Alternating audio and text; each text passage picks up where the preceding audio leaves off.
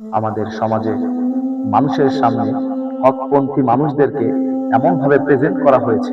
এই যে হলুদ মিডিয়া বলেন, এই যে আপনার প্রথম আলো, ডেইলি স্টার, এই সমস্ত নাস্তিক যে সমস্ত মিডিয়াগুলো আছে, এখনকার অধিকাংশ সাংবাদিকই নাস্তিক।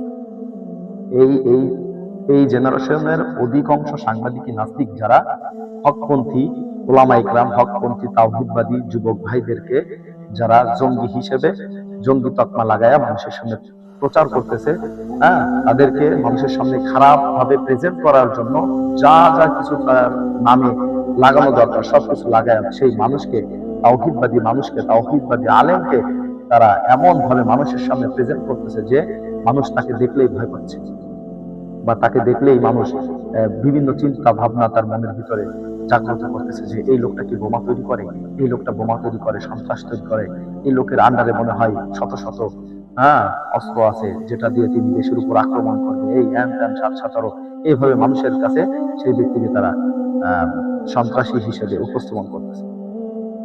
খুবই দুঃখের সাথে জানাতে হয় যে এই সমস্ত সাংবাদিকদের, এই মিডিয়ার এই প্রচারণাগুলোকে আমরা মুসলমান জাতি, আমরা মুসলিম হিসেবে দাবি করেও এগুলোকে আমরা সত্যি বলে আখ্যায়িত করতেছি।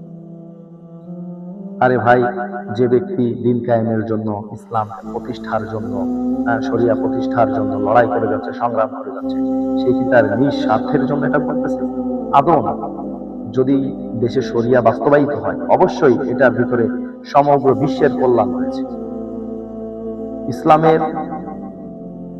ইসলামের বিধান, শরিয়া, আল্লাহ তাআলার বিধান, রাসূলের হুকুম আহকাম, রাসূলের বিচার ব্যবস্থা, যেটা রাসূল করিম সাল্লাল্লাহু আলাইহি ওয়াসাল্লাম আমাদেরকে দিক নির্দেশনা দিয়ে গেছেন, যেভাবে রাষ্ট্র পরিচালনা করতে হবে, সমাজ পরিচালনা করতে হবে, নিজের ঘর পরিচালনা করতে হবে, এগুলো যখন বাস্তবায়িত হয়ে যাবে রাষ্ট্রের ভিতরে, তখন এটাতে তো আমি যে সংগ্রাম করে যাব, আমি যে এটার ভিতরে কল্যাণ পাবো না, এটার ভিতরে সকলের জন্য কল্যাণ থাকবে। এবং এটার ভিতরে সকলের জন্য আল্লাহ তাআলা একদম, এখন তো সমাজে যে বিচার ব্যবস্থা, এটা তো পুরোপুরি মানে যার জোর আছে সে বিচারে জিতবে, যার জোর নাই সে বিচারে হারবে, এই ব্যবস্থার উপর সমাজ বিচার ব্যবস্থা চলতেছে।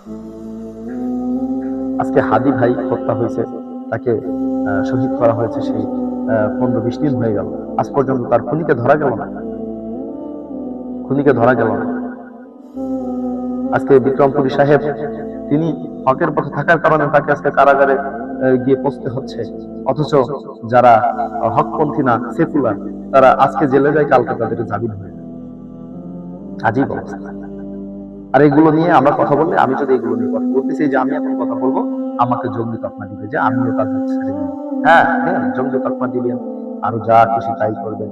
আরে ভাই, জীবন তো ছোট, জীবন তো ছোট, আজ না হয় কাল তো মরতেই হবে। মৃত্যু তো আমারও মৃত্যুবরণ করতে হবে, আপনি আমার উপর জুলুম করবেন, আপনারও মৃত্যুবরণ করতে হবে। এমন তো না যে আপনি আমার উপর জুলুম করে আপনি সারা জীবন বেঁচে থাকবেন, তা তো না। কবর পথের যাত্রী আপনিও, আমিও, হয়তো দুদিন আগে কি হয়, দুদিন পরে।